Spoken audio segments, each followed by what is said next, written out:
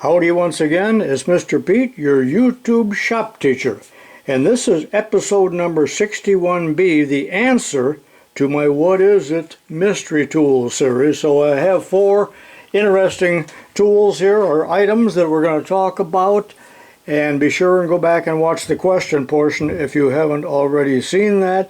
There were a lot of good answers, and most everything was identified except number 2. This will be a long video, but I'm going to make the first part short, and then you can turn the thing off. So here are the answers. Number 1 is a Hastings pneumatic hammer. Number 2 is a Brown & Sharpe number 577 Acme threading tool grinding gauge. Number 3, and its accompanying parts there, are Plum wheel knockers to knock off wheels on antique cars. And number 4 is a ginkgo tree from China. So that concludes the video, but stick around. I have about a half hour to talk about these items yet if you're interested. Who is this man? The caricature was drawn by Mr. David Levine. He's leaning on a pencil. I was shocked at how many people knew what this is. Made by Hastings or for Hastings, and Hastings was a major player in pistons and piston rings, and I suppose other engine parts. I'm not sure what all, but this was used inside the piston on the piston skirt to peen it and expand it slightly. Some said that it was to be used instead of piston knurling. I'm not really sure. That's not my point of expertise.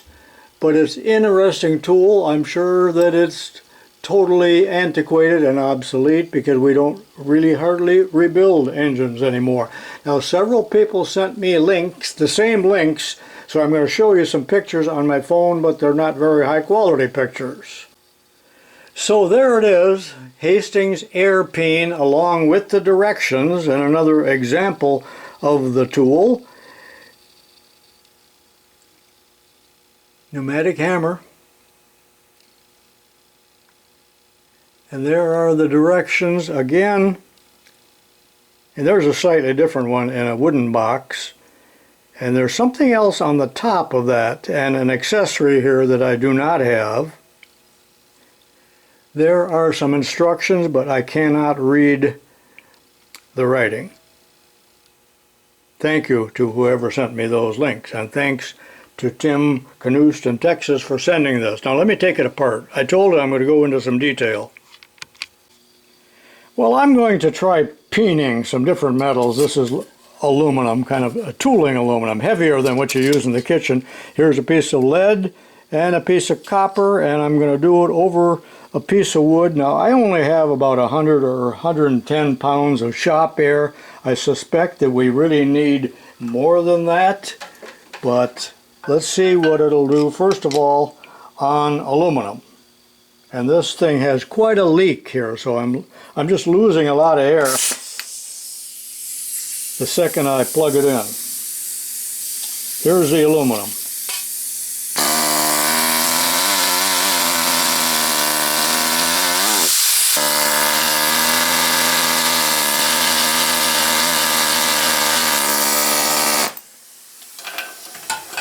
Well, that did a pretty good number, but of course this is very thin aluminum.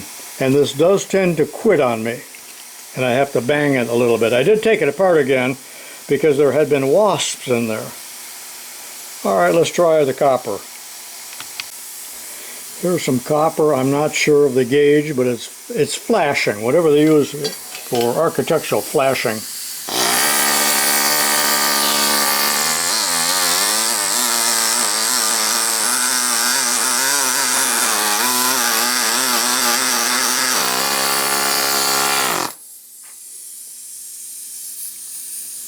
You know, a fella could do some repoussé with this, couldn't he?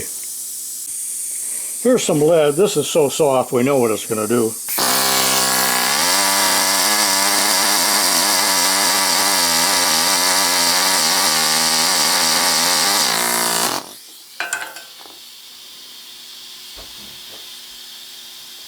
Kind of interesting.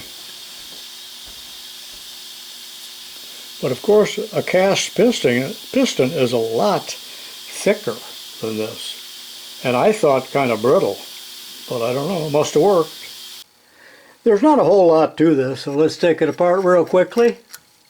And evidently there were different tips that were available. Not totally sure. I have a feeling this was from the 30s or the 40s. Little brass plug right there, and then to knock that out.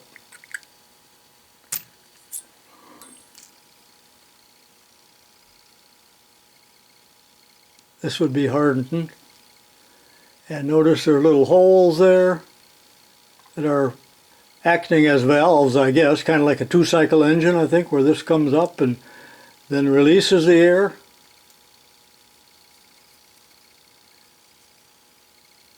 Many people thought this was for chipping welds, but of course it's way too small for that. Take you all day, but I wish I had some slag here and I would chip it for you. All right, enough on that. I talked that to death, didn't I?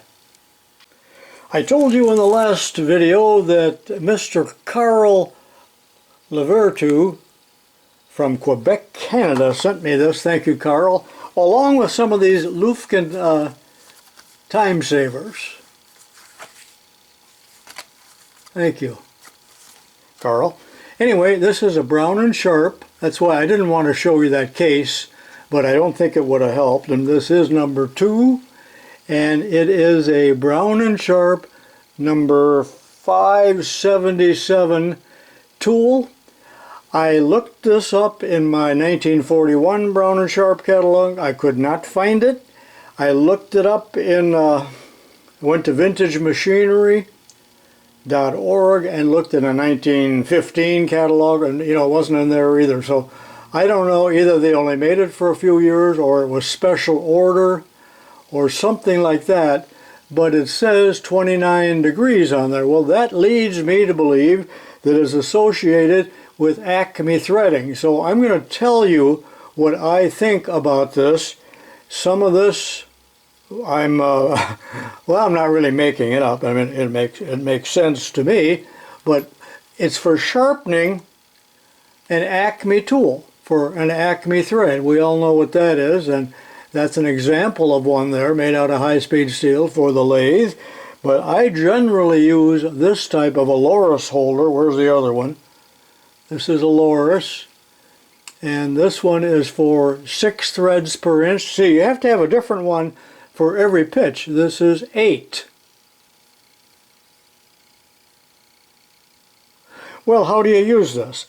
This is what they sell now, and the Brown & Sharpe looks exactly like the Starrett, and this also is used, to grind the 29 degrees, so you get it just so, and then the length or the width at the end has to equal, and I forgot what size this is, but it is a, see, there's numbers on this side. This is a 6. You see it fits in there, number 6. Okay, well, how does this work then? Similar, but let me show you something in the black book. I'm going to show you a page out of the wonderful Engineer's Black Book regarding threading tools. Now this page has all kinds of data on various common thread forms used in the engineering industry. Buttress and several here we're not interested in, so let me back up to the Acme. Looking at this picture and all the math and all the formulas, and there's way more here than what you need, and that's why I believe that this one is simpler to use. Maybe that's why the other one is obsolete, but the tan color is the nut and the blue is the bolt, and using one of those formulas, and I'm going to use 6 threads per inch. That's what I'm interested in for this little demonstration. So having done the math, I have determined that the end should be ground so that it's 62 thousandths. Well, 62 thousandths is a 16th of an inch. So here's how I'm going to use this gauge. This is a 16th inch bit, but you could use whatever you would have that would be the 62,000. You could use gauge blocks or whatever, but why not use something that everybody's got, and that's a 16th inch bit. Although you may not have any, if people have access to your tools, because they break those little drill bits on you, don't they? And then you go back to drill a hole and it's gone. But anyway, now I have locked this and set it, and that is how the tool should be ground. And you can see that mine isn't really ground perfect. That's one that I ground years ago. Doesn't quite go in there all the way. But that's the general principle. And then on the Starrett gauge, this part was used to set up the tool so it would be square with the work when you're in the lathe. And this does not have that feature. Anyway, that's what it is, and I spent a lot of time talking about it, but some of you might be interested. Send in comments if you have a correction for any of this, or send me a link if you ever find one of these in an old catalog or any kind of reference book. Okay, what are these items? Well, before I talk about these, and maybe they're all for the same purpose, I do not know for sure, but I was able to do a little research, and this is a plumb. Now you know that plumb, and they use a little plumb bob as their little icon, didn't they? That became proto tools, I think, in the late 40s or early 50s, and you can see that this was beat on and is hardened, and I'm not sure what the thread size is, but Plumb made a whole series of these, and I did the research, and I'll show you a picture in a catalog, the old Plumb catalog. Well, there it is, and the various numbers, and they're knockoff type wheel pullers for the antique cars. They weren't antique at the time, but you had to take the wheel off, I guess, to change tires, and you needed this tool and a hammer to do it, not just a lug wrench. Now, many of the others are marked as to their thread size. So there's a 7/8 16, Hexo 5/8 18, and so on. But there's other ones here too, and I don't know why that spins. And there are some other names on these, but I do not recognize them. But I just take these as thread protectors that you would use. I'm reaching for a hammer. To knock something off, a shaft or whatever, so you'd find the correct size, screw it in there, and then you can beat on it, and you're not going to damage the thread. You know, we've all dealt with that. Sometimes we just put a hex nut on there and beat on the hex nut, but apparently that's what these are, and you can see that some have been peened and beat on. So I suppose these were all out of one man's toolbox. I was shocked at how many people knew what a ginkgo tree is. And I just went over to my daughter's yard just now and picked this. And you can see that, I don't know how the colors are going to show up, but they're starting to get a tinge of yellow. And they say that that happens real quickly, and then most of the leaves fall off, and within 1 or 2 days. And I shook some of the branches out there, and I did get some leaves to fall. But these originally were from China, and they say it's an ancient tree, and they want to tell you, oh, that's 700 million years old. I don't know how they know that. They make that up, most of it, because it always comes out to round numbers. They don't say 703 million. It's always 700 or between 6 and 7. That's real close. So, that's not accurate. But it's a tree. They say that it just smells. The female, there's male and female. But if you have a female, that the fruit is very messy, or berries. I'm not sure what comes off of it, and it just stinks horribly. And I've never apparently seen a female. But then someone also said that you need both a male and a female near each other if they're going to fertilize and produce fruit. And somebody else said that these are all cloned now, so you don't need to worry about ending up with a female. I don't know, but a lot of people talked about these in the comments and said they remember it from their aunt's yard. So people are sentimental about trees, and I'm so happy. I thought I was the only tree lover around here, but let me show you something else, coincidentally, that happened just 4 days ago, and I'll have to show you videos of that. I like to ride my bicycle, and recently I was taking a ride over in Peru, my hometown, and I like to just explore the streets like when I was 12 years old. But sometimes I get off my bike, but I am now traveling, let's see if I can get that to work, and there's a bronze plaque on the ground, and there's a description of a ginkgo tree, and there are four or five in a row of ginkgo trees, and that plaque was right there someplace. I think you can see it. And these were donated or planted by the Karras family of Karras chemical fame, a very prominent family in that area, and they now own this building here, which was the Westclox offices. My wife worked in there at the time I met her in purchasing. So she's very familiar with the building, but now it's owned by Karras's, and they have their open court publishing company in there, among other things. But it's right across the street from the main entrance of Westclox, which is no longer Westclox, but they still have the name there. These are new doors, and now there's a distillery or a brewery in there, but it's all held up now because of COVID. But tens of thousands of people walked through that over the ages. This was built about 1916. It's still a beautiful building, and now part of it has burnt down. I know I'm jabbering, but parts of it are used for other purposes. It's a massive building. It was the world's largest clock factory at one time. And there's another picture, and there was a tunnel underneath the street, and my wife was, I'm not going to use the word accosted, but she was annoyed by another worker. They were all alone in that. It's a steam tunnel, but in the winter you take that. This sidewalk was heated, by the way. In the winter it would just steam. It was so neat. But anyway, that man got fired. So even back then, that's 50 years ago, they didn't allow that craziness. But now I know I'm getting sidetracked. It's one thing after another that has nothing to do with the friggin' ginkgo tree. But my friend Gary, who is a clockmaker, and you've seen him in the video, they have a Westclox museum here that's about 200 feet away from this entrance. This was the main entrance.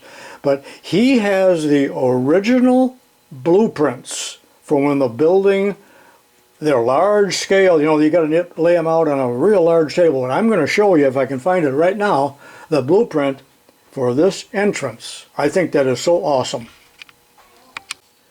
And you're right, I really beat a dead horse in this video, didn't I? Here's the title page on the blueprints, and there was a whole roll of them, perhaps 50 sheets, large sheets. Just for this building. There are really many buildings. And this is the front elevation. Note where the clock is, and that's still the original clock, although I talked to the painter just recently, last summer, as a matter of fact, who was painting that, and he asked me if he thought the colors were all right. And I didn't have the nerve to tell him no, it's not authentic. But right here again are the main doors, and there's that tunnel that I just talked about. I love old architectural drawings. I love old architecture, and then there are the main doors, and then there were steps that went down onto the floor, and the cafeteria was off to the right, quite a large cafeteria.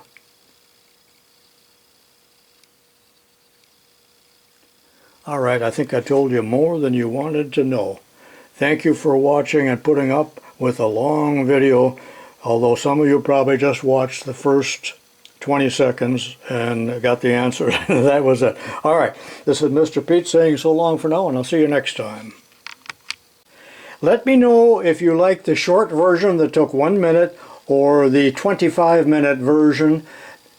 and I will do whatever the most people are watching, because this extra part took me 2 hours to do in the research and going out in the yard and doing this and that and fixing that little tool, which, you know, I couldn't get to work, and cutting the metal and everything. It took quite a while, so I don't want to go to all that effort if people aren't interested. Thank you. Put it in the comments.